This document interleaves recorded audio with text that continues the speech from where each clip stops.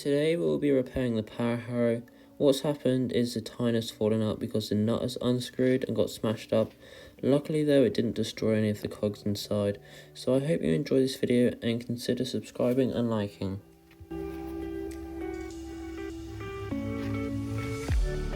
This here is what got smashed up and unscrewed, and here we have a new one, and we'll just be screwing this back on and placing this back inside.